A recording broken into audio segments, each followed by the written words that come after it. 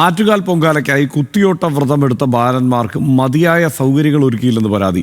12 വയസ്സുള്ള ബാലന്മാരെ കാർപ്പറ്റ് വിരിച്ച് നിലത്ത് കിടത്തിയെന്നും വെള്ളവും ഭക്ഷണവും കൊടുത്തില്ലെന്നും രക്ഷിതാക്കൾ. ഇപ്പോൾ ഫോർട്ട് സ്കൂളിൽ പ്രതിഷേധം നടക്കുകയാണ്. വിവരങ്ങളുമായി അനിരുദ്ധൻ ചേരുന്നുണ്ട്. അശോകൻ ചേരുന്നുണ്ട്. അനിരു, ഇതെന്താണ് ഇങ്ങനെയൊരു വിവാദം? സാധാരണ അവിടെ ഇത്തരത്തിലൊരു പ്രശ്നം കണ്ടുവരാറില്ലാത്തതാണല്ലോ. എന്താണ് സംഭവിച്ചത് യഥാർത്ഥത്തിൽ?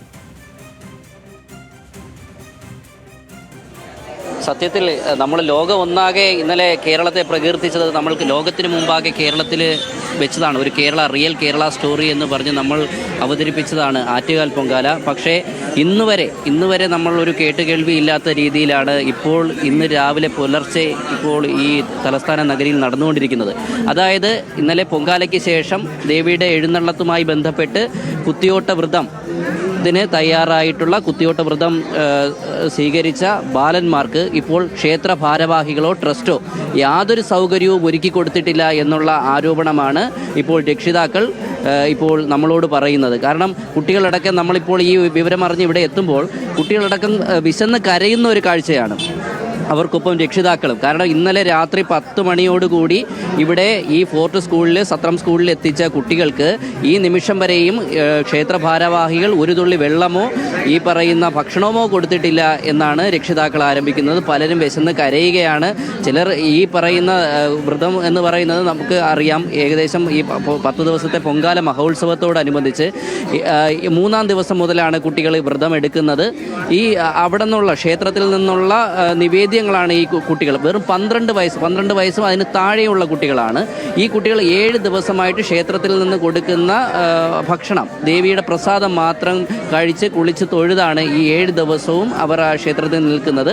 പൊങ്കാലയ്ക്ക് ശേഷമാണ് ഇവർ രാത്രി ദേവിയോടൊപ്പം മഹിഷാസുര വധത്തിൽ ദേവിക്ക് സഹായികളായി പ്രവർത്തിച്ച പടയാളികൾ എന്നുള്ള നിലയിലാണ് നമ്മൾ കുത്തിയോട്ട ബാലന്മാരെ കണക്കാക്കുന്നത്. ഇപ്പോൾ ആ കുട്ടികളെ നമ്മൾ ദേവിക്കൊപ്പം എഴുന്നള്ളിച്ച് ഇവിടെ ഫോർട്ട് സ്കൂളിലേക്ക് കൊണ്ടുവന്ന് തിരിച്ച് ഇന്ന് പുലർച്ചെ ഇവർ തിരികെ ക്ഷേത്രത്തിലേക്ക് ദേവിയുടെ ഉടവാളിനൊപ്പം മടങ്ങുന്നു എന്നുള്ളതാണ് ഐതിഹ്യം. പക്ഷേ ഇന്നലെ രാത്രി 10 മണിക്ക് ക്ഷേത്രത്തിൽ നിന്ന് അവർ ദേവിക്കൊപ്പം വരുന്നു. പുലർച്ചെ 2-2:30 ഈ സ്കൂളിൻ്റെ ഒരു ചായ്പിലേക്ക് വരുന്നത്.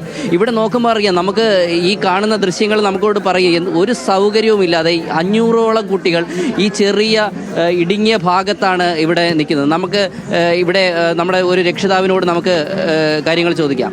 ചേച്ചി, എന്താണ് അത്? ഞാൻ മുമ്പേ പറഞ്ഞില്ലേ സാറേ, ഞങ്ങൾ ഇവിടെ കുട്ടികളെ കൊണ്ടുവന്നിട്ടപ്പോൾ ഈ കൈറ്റ് പായലാണ് അവരെ കിടത്തിയിരിക്കുന്നത്. നമ്മൾ വീട്ടിൽ അവർ എത്ര ദിവസത്തെ വ്രതം നോക്കിയിട്ട് ഇവിടെ കൊണ്ടുവന്ന് കൊണ്ടുവന്ന് കിടത്തുന്നത്. അത് ഇവിടെ ആണ് അവരെ കിടത്തേണ്ടുന്നത്. അമ്മയുടെ ഭടന്മാരെന്ന് പറയുന്ന ഈ മക്കളെ പൂമത്തെ വേണ്ടേ കിടത്താൻ, അല്ലയോ? അത്രയെങ്കിലും ഇല്ലെങ്കിൽ അതേപോലെ നല്ലൊരിത് വേണ്ടേ? ഈ മക്കൾ പരാതി പറയാറില്ലായിരുന്നോ?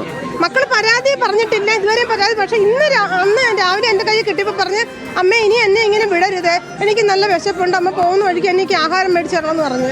അവർ അച്ഛനോട് വെച്ചിട്ട് പോലെ നിങ്ങൾക്ക് അല്പം ഇവിടെ നിന്നിട്ടുള്ളപ്പോൾ ആഹാരമൊക്കെ തിന്നിട്ടുണ്ട്. ഉച്ചയ്ക്ക് അന്നേരം പപ്പട സഹിതമുള്ള ആഹാരങ്ങൾ അന്നേ ദിവസങ്ങളിലെല്ലാം ഉണ്ടായിരുന്നു. പക്ഷേ ഉത്സവത്തിൻ്റെ അന്നത്തെ കാര്യമാണ് ഞാൻ പറഞ്ഞത്. ഉത്സവത്തിൻ്റെ അന്നാണ് ഇവർക്ക് ഒന്നും കൊടുത്തിട്ടില്ല.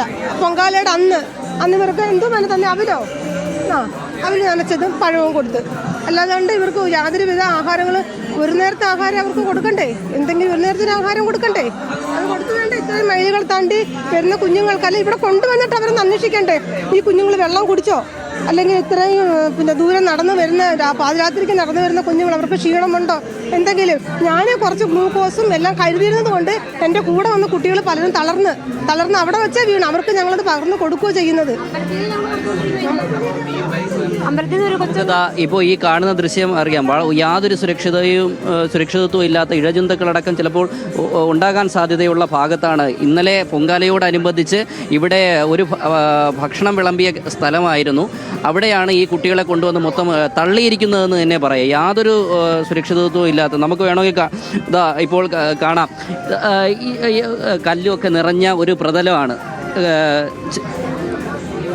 ഈ ഒരു പ്രതലത്തിലാണ് കുട്ടികൾ കിടന്നത്. യാതൊരു ഷീറ്റോ പായയോ അല്ലെങ്കിൽ ഈ തണുപ്പത്ത് അവർക്ക് പുതയ്ക്കാൻ വേണ്ടി ഒരു ബെഡ്ഷീറ്റോ യാതൊന്നും കൊടുത്തിട്ടില്ല. കുട്ടികൾ ഇന്നലെ ഈ തണുപ്പത്ത് ഇത് കാണുമ്പോൾ അറിയാം, ഒരു തുറസായ സ്ഥലമാണ്, അവിടെ കിടക്കുകയായിരുന്നു. രക്ഷിതാക്കൾ പറയുന്നത് പോലെ ഒരു സെക്യൂരിറ്റി മാത്രമാണ് ഉണ്ടായിരുന്നത്. ഇന്ന് കുട്ടികളെ കാണാൻ പുലർച്ചെ നമ്മുടെ മക്കൾ എങ്ങനെ ഇരിക്കുന്നു എന്ന് അറിയാൻ വേണ്ടി രക്ഷിതാക്കൾ വന്നപ്പോഴാണ് പല കുട്ടികളും കരയുന്ന ഒരവസ്ഥ. വളരെ സങ്കടത്തോടുകൂടി കരയുകയാണ്. നമ്മൾ ഈ ഒരു ഭാഗത്ത് തൊട്ടപ്പുറത്ത് പോയാൽ ബാത്റൂമാണ്, അവിടെയും കുട്ടികളെ കൊണ്ടുവന്ന് തള്ളിയിരിക്കുകയാണ്. നമുക്ക് ഒരു രക്ഷിതാവിൻ്റെ കൂടെ പ്രതികരണത്തിലേക്ക് വരാം. ചേട്ടാ, എന്താണ് ഇത്? അന്നാർക്കും കിടക്കാൻ കെട്ടിയ വരെയാണിത്, അല്ലാതെ പിള്ളേരെ കിടത്താൻ ഉണ്ടാക്കിയല്ല. പിള്ളേർ ഇന്നലെ തണുത്ത് പറിച്ചാണ് കിടക്കുന്നത്. ഈ തറയിൽ ഒരു മൊത്തം ഷീറ്റ് പിടിച്ച് കാണുന്നത്. പിള്ളേർക്ക് സേഫ്റ്റി ഒന്നുമില്ല.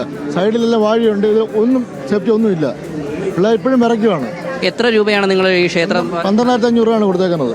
അതിന് ഒരു കാര്യം ചെയ്തില്ല. എന്തിനാണ് ഇത്ര പൈസ വാങ്ങിക്കുന്നത്? ഈ നമ്മളിവിടെ വന്നപ്പോഴത്തെ ഗേറ്റ് തള്ളിവിടുക, നമ്മൾ അകത്ത് ഗേറ്റ് ഓടിക്കുകയാണ് ചെയ്യണത്.